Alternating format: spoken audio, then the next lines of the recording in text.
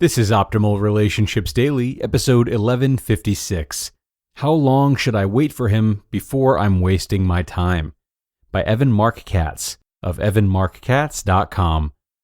Hello, everybody. I am your host and narrator, Greg Audino, and a new week is upon us yet again. And like we do each week, we want to help you through yours by providing some of the best relationship content around.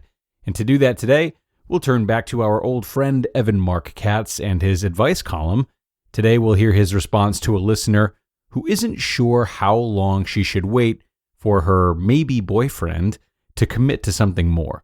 So let's get right into it and optimize your life. How long should I wait for him before I'm wasting my time?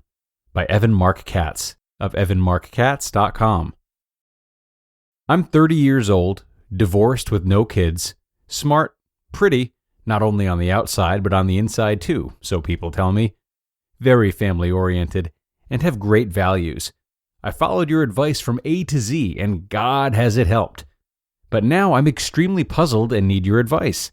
Less than a month ago, I started dating a guy who, according to my mother, I shouldn't even be dating because he's way too good looking, and guys like that don't like to be in steady relationships.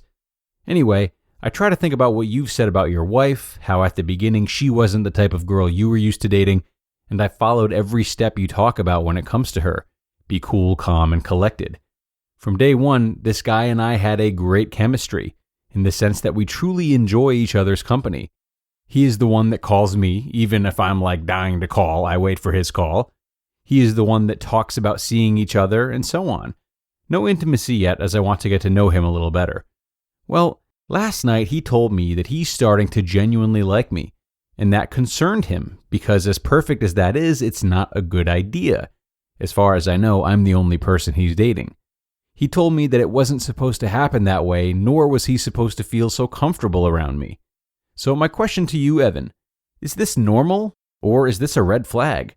I really like this guy, and I don't want to mess things up. So I just smiled and avoided getting too deep in the subject as I noticed he was a bit stressed over it. I remember what you said about your wife, that she never asked where you guys were headed. I know you're super busy, but I've come such a long way and I'm so proud of myself with all the changes I've made since I started reading your newsletters that I don't want to do or say the wrong thing here. What does it mean when he said that? Thank you so much, and may God bless you, your wife, and your beautiful baby that's about to come. Mary. Dear Mary, thank you for your very kind words. I'm genuinely thrilled that you're seeing positive changes in your love life since you started reading. And I chose your letter out of the hundreds of emails I get each month because I find it infinitely more challenging to take on a situation that is not all black and white. In fact, I'm guessing everyone listening to this has been in the exact same position as you with the exact same question. How long do I invest in a man before I panic that I'm wasting my time? And try though I might, this isn't something that can easily be reduced to a simple science, because each individual man has his own unique set of issues. What I will remind you of is the newsletter that I wrote less than 6 months ago, which proclaimed, "Believe the negatives, ignore the positives." What I meant by that is that many women have willingly entered into new relationships and passionate affairs based on their feelings alone. The breathless waiting for his call, the physical need to touch him, the giddiness he inspires when you're together, etc. All the while conveniently ignoring the fact that he said at the very beginning, "I'm not looking for a relationship right now." So he feels like he's off the hook because he told you the truth in the first place. You forget that he doesn't want to be anybody's boyfriend because of how you feel when you're together. And one day, when you start to wonder where things are going, he reminds you of that conversation you had in your first week where he laid down the law. Every woman who proceeds to date a guy who isn't looking for anything serious or deeper commitment is essentially driving over the orange cones and through the yellow tape that signify danger and wondering why she always gets into an accident. You ignored the warning signs, such as "I don't want a girlfriend." What did you expect? This isn't a matter of defending guys who date you even when they're emotionally unavailable. This is merely pointing out that it happens all the time. You're Miss Right now. You want to be Miss Right, but he's not currently taking applications for that position. Then why does he act so open? Why does he call me? Why does he treat me so well? Why does he hint at a future? There are a couple of very reasonable answers to this question, but the primary ones are: 1. It's in his best interest to treat you well. What possible purpose would it serve for him to be rude to you? Do you think that's a proper way to treat somebody? Of course not. So he calls you because he wants to see you. He sleeps with you because he's attracted to you. And he talks about falling in love one day because he wants to fall in love one day. It's completely possible to do all of these things and still not want to have a serious committed relationship right this second. And that's what you're seeing over and over. 2, he doesn't know what he wants. You should understand this because half the time you don't know what you want either. Do you want the exciting guy who leaves you breathless? The safe guy who treats you like gold and always lets you know where you stand? Do you want wild, unattached flings? Or to date around to explore your options while you focus on yourself and your career? Confusion and ambivalence are human traits, not just male ones. He may feel very well that he's not ready for love or a committed relationship right now, and still legitimately be falling in love with you. So what do, Mary? You take it all in. You don't make any rash decisions. You let him reveal himself in his actions and not just his words.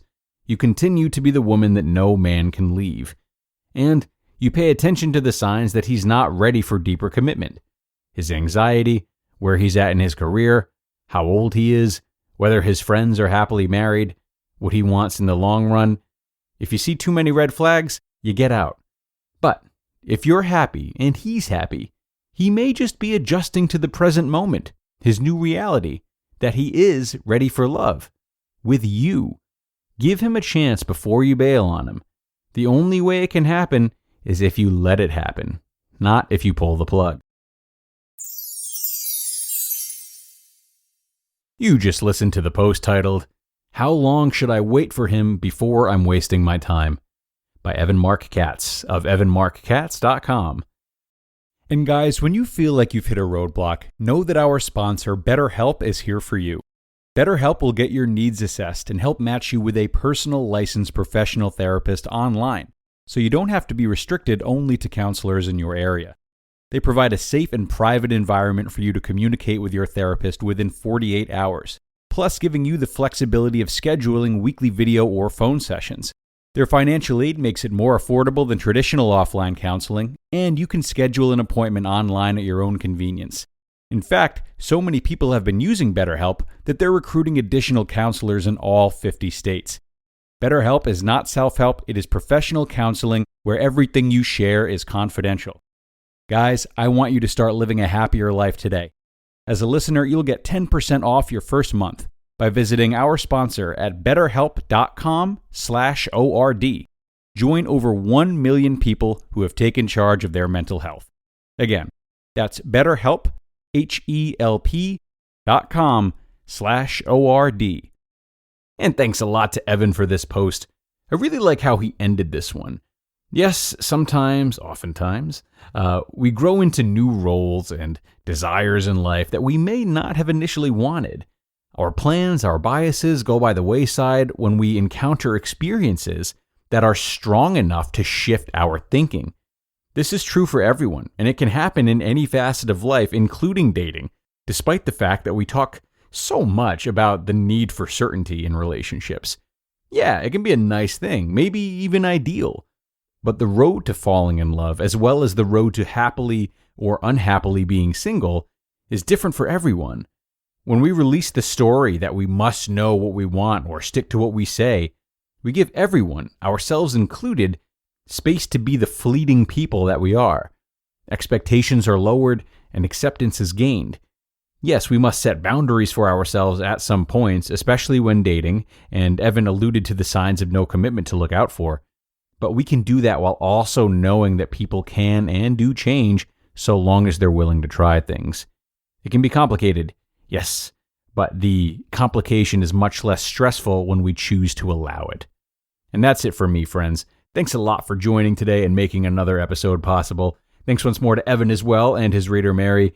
Hope your week gets off to a great start, and I hope you'll come back again tomorrow for another post. That's where your optimal life awaits.